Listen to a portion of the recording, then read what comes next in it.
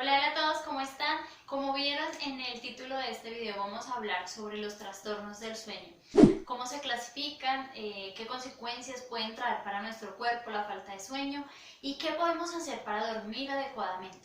Así que dime, ¿has tenido problemas para dormir en algún momento de tu vida? Entonces mira este video hasta el final y te enseñaré cómo puedes hacer para dormir mejor.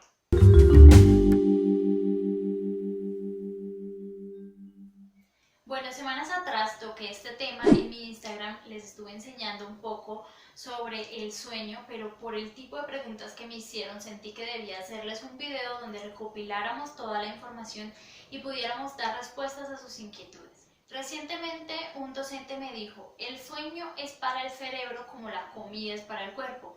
Esto es porque mientras dormimos, nuestro cerebro continúa recogiendo información de manera constante, aunque no somos conscientes de ello. Su gran plasticidad hace que acumule datos durante todo el día que son procesados al dormir. Es decir, este siempre está activo y como es el encargado de coordinar todas las funciones que llevamos a cabo, el descanso reparador es necesario para que trabaje en óptimas condiciones. Así que dormir bien también tiene que ver con evitar enfermedades y mantenerte sano. La falta de sueño afecta al estado del ánimo y está relacionada con probabilidades de sufrir depresión. Necesitamos dormir para pensar claramente, para reaccionar rápido y para asentar nuestra memoria. Por ello, muchas de las personas que refieren dificultades para conciliar el sueño también manifiestan dificultades en la concentración y la memoria. Esto es porque durante el sueño tienen lugar los procesos de consolidación de la memoria y del aprendizaje. Además, la falta del sueño hace que tomemos malas decisiones y que asumamos riesgos innecesarios.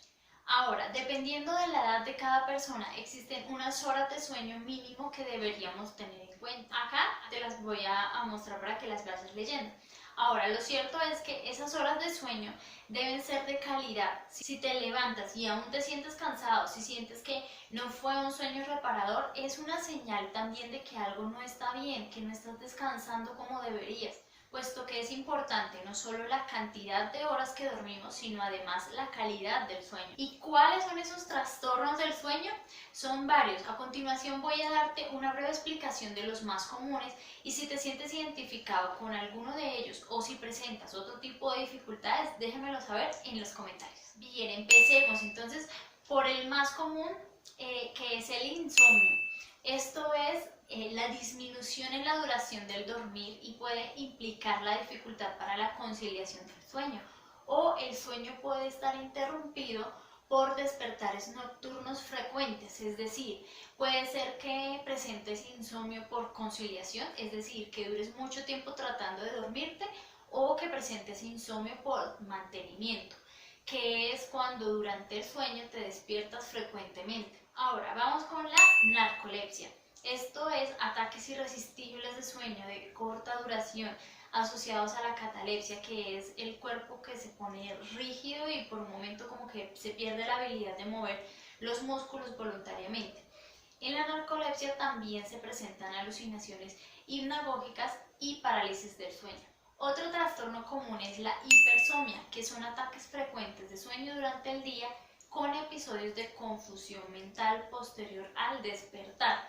¿Sí? Pueden estar acompañados de ideación lenta, irritabilidad, dificultad para coordinar los movimientos y dificultad para permanecer despierto. También encontramos la apnea del sueño. Esto es la desestructuración del sueño por alteraciones en la ventilación pulmonar durante el sueño que ocasiona somnolencia excesiva e insomnio, lo que llamamos popularmente ronquidos. Y también tenemos las pesadillas, que creo que todos en algún momento las hemos vivido. Son aquellos sueños angustiosos caracterizados por una displacentera y terrorífica evocación de la imaginación, normalmente pues ocurre con algo de su duración. Debemos diferenciarla de los terrores nocturnos. En ese trastorno del sueño se presenta una ansiedad intensa y se aumentan los movimientos involuntarios del cuerpo. Además, en este tipo de sueño la persona llega a hablar o a emitir sonidos durmiendo. Ahora, no podemos dejar de mencionar el sonambulismo, que son aquellos episodios repetidos de comportamientos motores complejos que se inician durante el sueño en la fase 4 no REM. Aquí la persona se levanta de su cama y hace o dice cosas estando dormida. Hay que tener muchísimo cuidado con este tipo de comportamientos. Yo, por ejemplo, en alguna ocasión cuando estaba pequeña intenté abrir la puerta de la calle para salir, y aunque para mí es un recuerdo jocoso, se debe tener mucho cuidado y prevención con las personas que presentan estos comportamientos. Si sabes que tus hijos o cualquier persona en la casa está presentando este tipo de problemas, la mejor forma de prevenirlo es escondiendo las llaves después de trancar la puerta para irse a dormir, para que esta persona no vaya de pronto a salir a la calle dormida y la vayan a atropellar o vaya a suceder algo que vayamos a lamentar. Y para finalizar también tenemos la enuresis nocturna, que no es otra cosa que la emisión de orina durante el sueño nocturno, pero ojo, cuando el niño ha alcanzado la edad en la cual se espera continencia, y en los niños pues se debe prestar atención muy especial a este hecho cuando ocurra, ya que puede ser un síntoma de abuso sexual. Bueno, al mencionarles estos trastornos, quizá muchos de ustedes dijeron, a mí una vez me pasó esto. Y esto podemos catalogarlo dentro de lo normal. Ahora, si esta situación la estás viviendo a diario y en el último periodo hace una constante, es motivo para consultar con un psicólogo y poder tratar esta situación, debido a que puede estar asociada a distintos factores. Aquí quiero hacer un paréntesis muy importante, y es que nunca caigas en la tentación de recurrir a medicamentos para poder dormir, porque estarás tratando la situación más no la razón, y puede generarse un efecto secundario, y es la dependencia.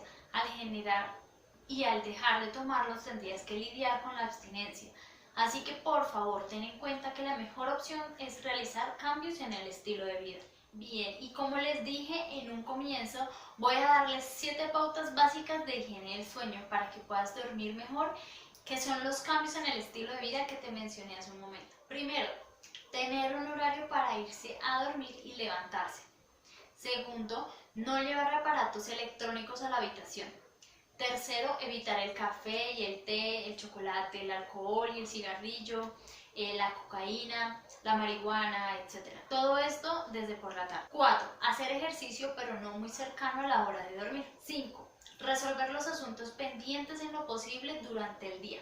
Sexto, realizar ejercicios de respiración consciente varias veces al día. Y séptimo, utilizar la cama únicamente para dormir y tener relaciones sexuales. Y con esto hemos llegado al final de este video. Si necesitan realizarme una consulta o deseas iniciar un proceso de psicoterapia, escríbanme ya mismo. Les envío un abrazo. Chao.